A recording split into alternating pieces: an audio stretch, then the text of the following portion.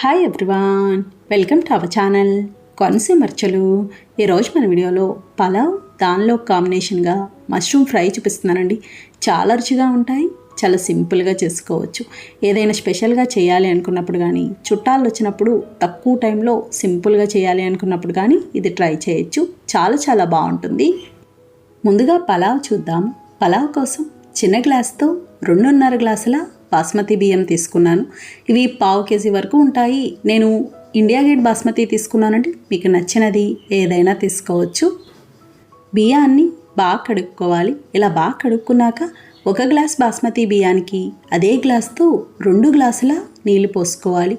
ఇక్కడ మనం 2.5 గ్లాసులు తీసుకున్నాం కదండి, 5 గ్లాసులు నీళ్లు పోసుకుంటే సరిపోతుంది. ఇలా నీళ్లు పోసుకొని 1 అరగంట పాటు నానబెట్టుకోవాలి. ఖచ్చితంగా నానబెట్టుకోవాలి. చూడండి, అరగంట తర్వాత ఈ విధంగా ఉంటాయి. ఇప్పుడు పలావ్ చూద్దాము.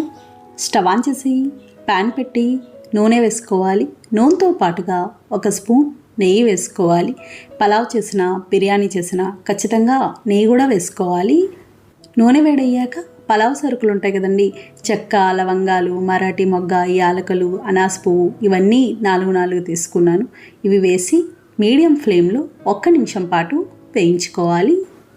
ఇవి ఇలా వేగాక సన్నగా పొడుగ్గా కట్ చేసిన ఉల్లిపాయ ముక్కలు, చిన్న ఉల్లిపాయ 1, పచ్చిమిర్చి ముక్కలు, పచ్చిమిర్చి 2 కాయలు, ఇవి వేసి మీడియం ఫ్లేమ్లో వేయించుకోవాలి. అలాగే ఈ ఉల్లిపాయతో పాటు మీరు కావాలి అనుకుంటే క్యారెట్ ముక్కలు, బంగాళదుంప, పచ్చి బఠానీ, నానబెట్టిన మిల్మికర్ అవి కూడా వేసుకోవచ్చు. నేను ప్లెయిన్గా చేస్తున్నాను. చూడండి, ఉల్లిపాయ కూడా ఇలా వేగింది కదా. ఇలా వేగాక 1 స్పూన్ అల్లం వెల్లుల్లి పేస్ట్ వేసి పచ్చివాసన పోయే వరకు వేయించుకోవాలి. ఇది కూడా ఇలా వేగాక 1 స్పూన్ గరం మసాలా వేసుకోవాలి. పలావ్ కాబట్టి గరం మసాలా వేస్తున్నామండి. అదే బిర్యానీ అయితే బిర్యానీ మసాలా వేస్తాం, పెరుగు కూడా వేస్తాము. దీనికి అవి అవసరం ఉండదు. అలాగే ఇందులో చిన్నగా కట్ చేసిన కొత్తిమీర, పుదీనా కూడా వేసి కలుపుకోవాలి. ఇలా బాగా కలిపి మనం ముందుగా నానబెట్టుకున్న బాస్మతి బియ్యం నీళ్ళతో సహా వేసుకోవాలి. ఇవి వేసుకున్నాక తగినంత ఉప్పు వేసి కలుపుకోవాలి.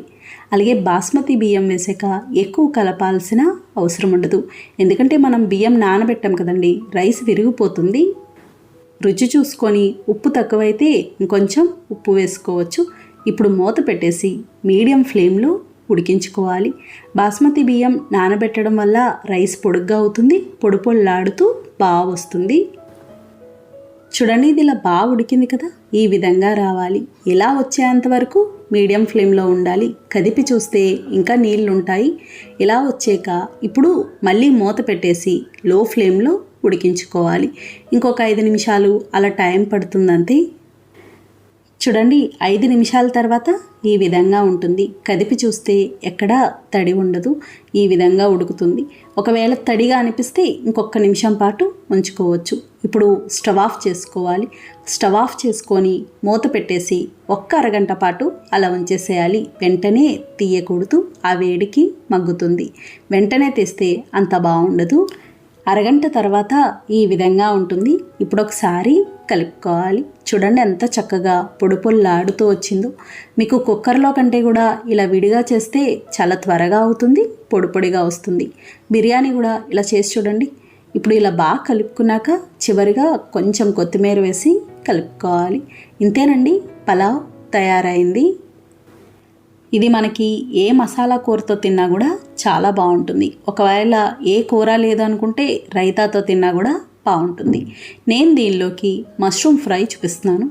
మష్రూమ్ ఫ్రై కోసం 3 బాక్సుల మష్రూమ్స్ తీసుకున్నాను. ఇవి మనకి ఏ సూపర్ మార్కెట్లో అయినా దొరుకుతాయి. కాకపోతే కొంచెం ఫ్రెష్గా ఉన్నవి తీసుకోవాలి.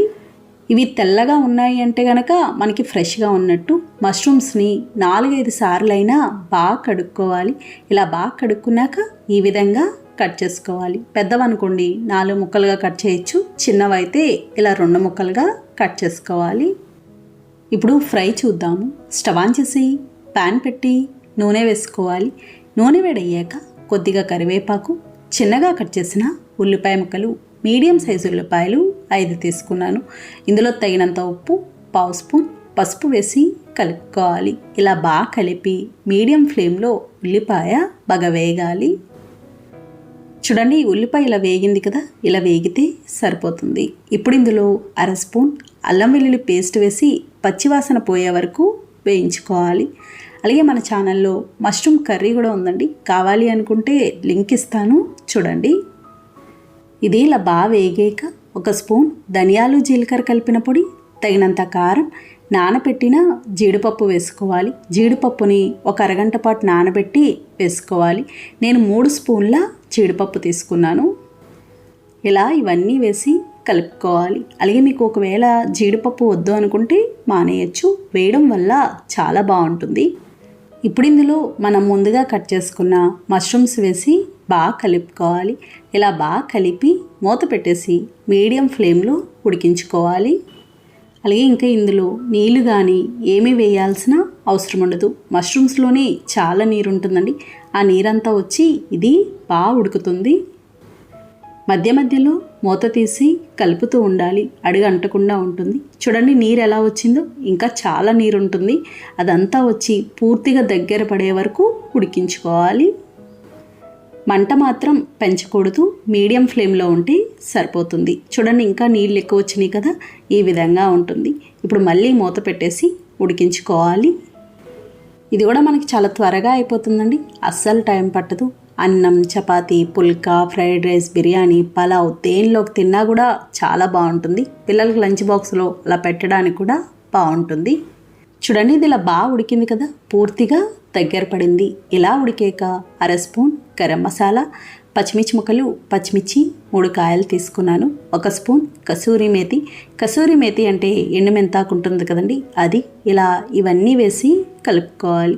ఇలా బాగా కలిపి మూత పెట్టేసి 1-2 నిమిషాల పాటు ఉడికించుకొని స్టవ్ ఆఫ్ చేసుకుంటే సరిపోతుంది. 2 నిమిషాల తర్వాత ఈ విధంగా ఉంటుంది. చూడండి పూర్తిగా దగ్గర పడుతుంది, రంగు కూడా మారుతుంది. అలాగే మనకు అంచుల వెంబటి నూనె కూడా కనిపిస్తుంది. ఇలా వచ్చింది అంటే మనకు అయినట్టు. ఇప్పుడు ఇందులో చివరిగా కొంచెం కొత్తిమీర వేసి కలిపి స్టవ్ ఆఫ్ చేసుకోవాలి. ఇంతేనండి, మష్రూమ్ ఫ్రై తయారైంది. ఇప్పుడు ప్లేటింగ్ చూద్దాము. ప్లేటింగ్ కోసం ఏదైనా ఇలాంటి గిన్నె కానీ బాక్స్ కానీ తీసుకొని కొంచెం కొత్తిమీర, ముందుగా మష్రూమ్ ఫ్రై వేసి తర్వాత పలావ్ వేసి ఈ విధంగా నొక్కుకోవాలి. అలాగే ఈ పలావ్ కారంగా ఏమి ఉండదండి, కమ్మగానే ఉంటుంది. ఎలా అయినా ఫ్రై చేస్తున్నాం కాబట్టి మనకి సరిపోతుంది. చూడండి మొత్తం అంతా ఇలా పెట్టుకొని ఏదైనా ప్లేట్లోకి తీసుకోవాలి. చూడండి ఎంత చక్కగా ఉందో. ఇంకా దీనిలోకి ఉల్లిపాయ ముక్కలు, కీర, నిమ్మకాయ, రైతా పెట్టాను. చూసారు కదా ఫ్రెండ్స్, చాలా సులభంగా తయారు చేసుకున్నాం. నచ్చిందండి వీడియో? మీకు నచ్చితే లైక్ చేయండి, షేర్ చేయండి, కామెంట్ చేయండి. Thank you for watching.